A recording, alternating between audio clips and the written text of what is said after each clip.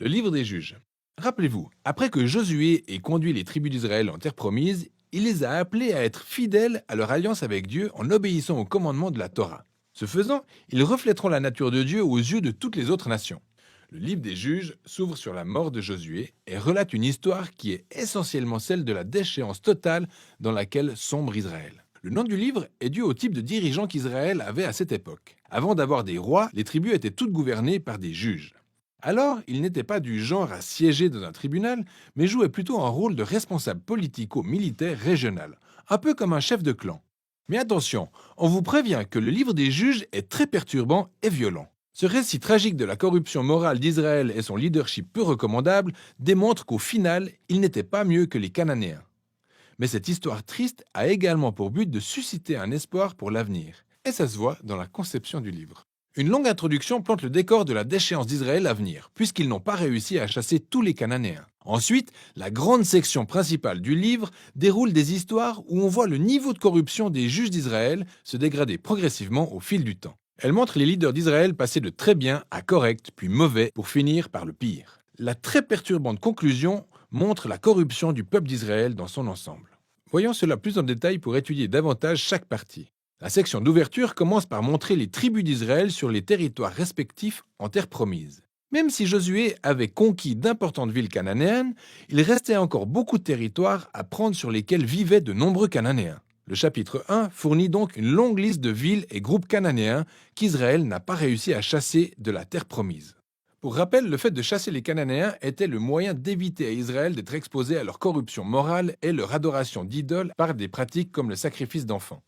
Dieu a appelé Israël à être un peuple saint, mais c'est vraiment loin d'être le cas. Le chapitre 2 décrit le processus par lequel Israël a commencé à adopter toutes les pratiques culturelles et religieuses des Cananéens au point de devenir exactement comme eux. Et c'est là où s'arrête cette histoire. Pendant presque tout un chapitre, le narrateur nous donne un aperçu des événements à venir dans la suite du livre. Selon le narrateur, cet épisode constitue dans l'histoire d'Israël une succession de cycles amorçant une spirale de décadence qui changera la face d'Israël dont le péché contre Dieu rappelait étrangement ceux des Cananéens. Alors, Dieu les livrait pour être conquis et opprimés par les Cananéens. Et quand les Israélites finissaient par reconnaître leurs torts et se repentaient, Dieu suscitait un libérateur, un juge au sein du peuple d'Israël qui triomphait de l'ennemi et instaurait une ère de paix. Mais Israël finissait par recommencer à pécher, et le cycle se répétait. D'ailleurs, la structure et le style du récit de la prochaine section majeure du livre sont en phase avec ce cycle qui se répète pour chacun des 6 juges principaux dont les histoires sont relatées ici. Alors, on commence par les histoires des 3 premiers juges, Othniel, Éhud et Déborah. Ce sont des aventures épiques qui sont aussi très sanglantes. C'était tantôt le juge lui-même ou des personnes aidant le juge qui triomphaient de leurs ennemis et délivraient le peuple d'Israël. Les histoires des 3 juges suivants sont plus longues. Elles mettent l'accent sur les failles des caractères des juges qui vont de mal en pis. D'abord, il y a Gédéon, qui démarre plutôt bien. C'est un homme d'une nature plutôt lâche, mais il finit par croire que Dieu peut se servir de lui pour sauver Israël. C'est ainsi qu'il réussit à vaincre une armée de Médianites avec seulement 300 hommes armés de torches et de vases en argile. Mais Gédéon a aussi un tempérament exécrable. Il en vient à massacrer des groupes d'hommes parmi ses frères israélites parce qu'ils ne l'ont pas aidé dans son combat. À partir de là, les choses commencent à dégringoler. Il crée une idole à partir de l'or remporté lors de ses batailles et après sa mort, tout Israël adore l'idole comme un dieu. Et le cycle recommence.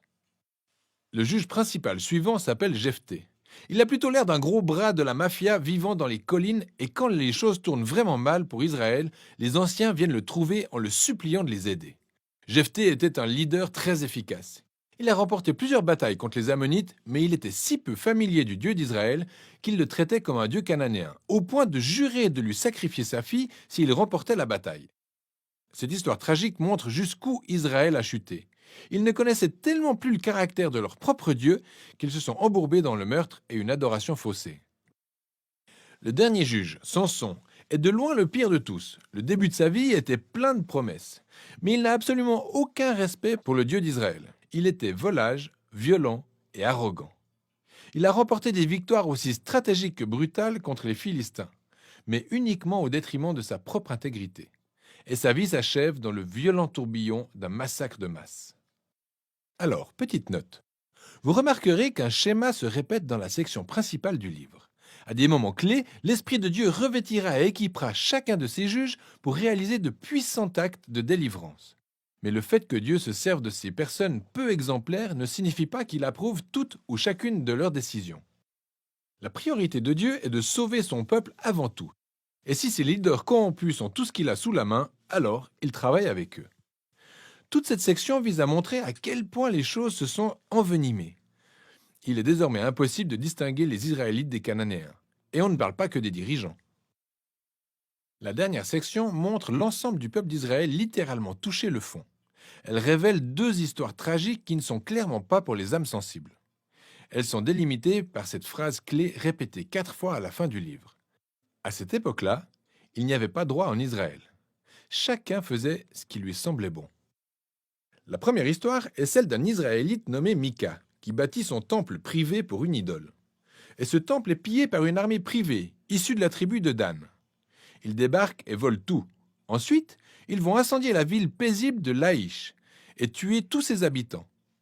Tout ce qu'il y a de plus épouvantable comme histoire. Quand Israël oublie son Dieu, c'est la loi du plus fort qui s'applique. La dernière histoire du livre est bien pire.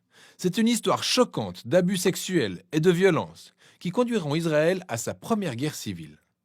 Elle est absolument perturbante et c'est bien le but. Ces histoires doivent servir d'avertissement. La spirale autodestructrice dans laquelle Israël a basculé est la conséquence de leur éloignement des voies du Dieu qui les aime et les a délivrés de l'esclavage en Égypte. Et maintenant, Israël a encore bien besoin d'être délivré, mais de lui-même cette fois. La seule lueur d'espoir dans cette histoire se trouve dans cette phrase répétée dans la dernière partie du livre. Et c'est même la phrase qui conclut l'histoire. Israël n'avait pas de roi. Le décor est donc planté pour les livres suivants, qui racontent les origines de la famille du roi David, le livre de Ruth, ainsi que les origines de la royauté même en Israël, le livre de 1 Samuel. Mais la tragédie liée à l'histoire des juges n'est pas sans intérêt. Elle lève le voile sur des aspects de la condition humaine qui poussent à la réflexion, et au final, elle souligne notre besoin de la grâce de Dieu par laquelle un roi viendra sauver son peuple. Et voilà pour le livre des juges.